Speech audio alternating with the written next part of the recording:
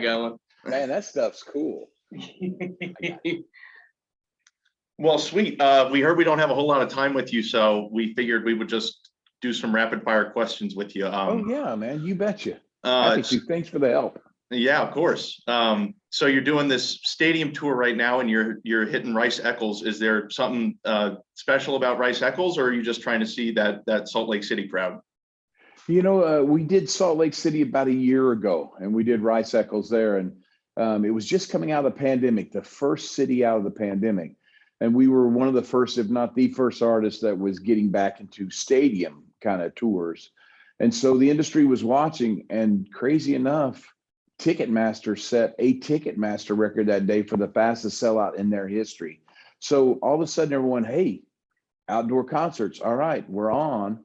But while I'm sitting there on stage talking to these people, it hit me that if it's the fastest sellout in their history, maybe there was more people outside the stadium that couldn't get in than was inside. So I said, hey, look, it might be 500 people that take me up on this. I don't care, but we should do another show here just to take care of those people who maybe didn't get taken care of. And so now we're back. And like I said, I don't care if it's 500, another 50,000, I'll take it. It's going to be fun. It's still going to be as loud. We're still going to play as late. So this is a guaranteed good, fun time to have here. And they let me know you've set 24 attendance records just on this tour. Which one would you say you're most proud of if you're keeping track of those? Whoo, I got to say, man, the Irish one's pretty good. You know, over 400,000. LSU went 102,000, I think, in an hour and a half. Those are fun things to do. Jerry World, AT&T Stadium down in Dallas, just went in about an hour and a half. So it's fun, but the truth is, it's not the number of people, it's the sincerity that they bring.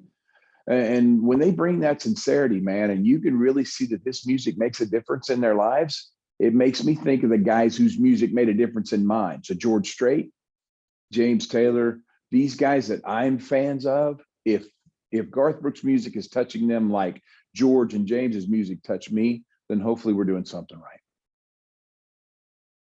And I was going to follow up on that. You said 102,000 down at LSU. I got to ask, what's that like to play Colin Baton Rouge to a crowd that size? This is going to be the first time I've ever got to do it, to play in Baton Rouge. I see it every Saturday. People will send it on their phone where they do the break between third quarter and fourth quarter where everyone sings Colin Baton Rouge.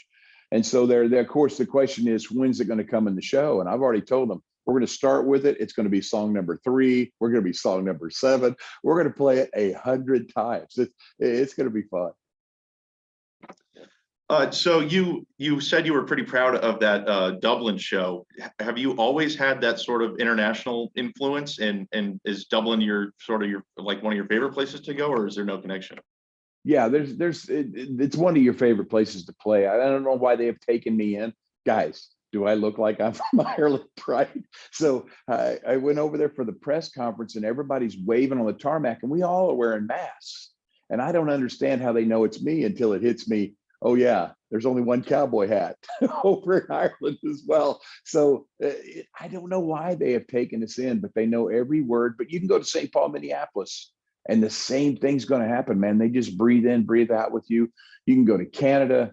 We were lucky enough. Australia was amazing. New Zealand, Germany, all these places. I have no idea what it is about the music, and it's certainly not about the artist. So it makes me feel a little better about the music, that hopefully it's reaching people who may live different lives, but at the core of all of us, hopefully that thing that's all the same about all of us, hopefully this music is hitting that spot. Well, you know, Friends in Low Places is one of them songs that kind of translates into any country, I feel like. It's crazy. We're doing a habitat build with the Carters, right? And this guy from Indonesia comes over and goes, I know you. And I go, no, I don't. He goes, I got friends. And I was like, I can't believe it. So you're right. There is something about a song that's supposed to be just this very American party beer drinking song, right? That seems to maybe touch a note in people around the world. That's what I'm talking about. Well, I got to ask, because I actually watched it. What was this, about 2 years ago now?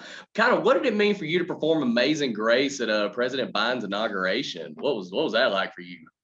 Well, to play any inauguration is kind of my thing. So I have 2 brothers and a father that served in the military. And that's how they served. I never served in the military, so I always felt like I kind of cheated the system. Like, where do I get to serve? Where can I do my stuff? So doing USO, if you get invited to inauguration, and guys, it doesn't matter to me if it's a Republican Party, Democratic Party, whatever. This is the United States of America, and we're all citizens. So getting a chance to get to play for any president is an honor, and always respect the office. Always respect the office. So just felt really proud, and trying to figure at a time when we seem most divided to find that song that we couldn't argue about, that hopefully everybody sang together, whether you're red, blue, or whatever color you were. And so that's the kind of thought process that I like to live in. And I felt very honored to get to have that opportunity. Yeah, that's what I'm talking about, man. Well, I was doing a little bit of research when we got on here, and it turns out you're second all time now in overall total album sales, behind only the Beatles. I mean, what's that mean to you to just kind of stand in that hallowed musical ground, man? Like, you are one of the top selling artists of all time.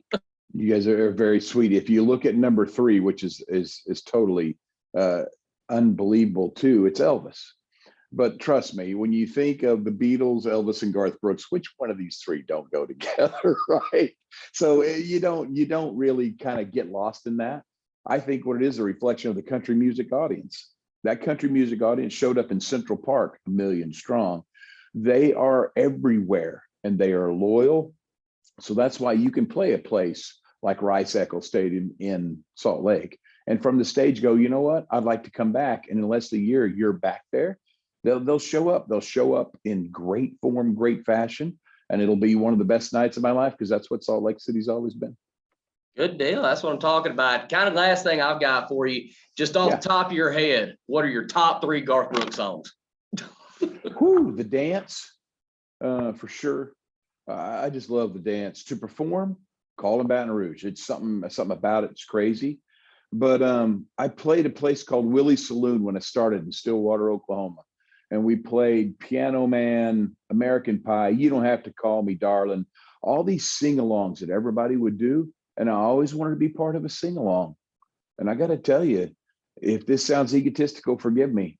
I think Friends in Low Places might be one of the most recognizable sing-alongs ever. And what I love about it, because people go, are you tired of playing it? I go, I never get to sing it, right?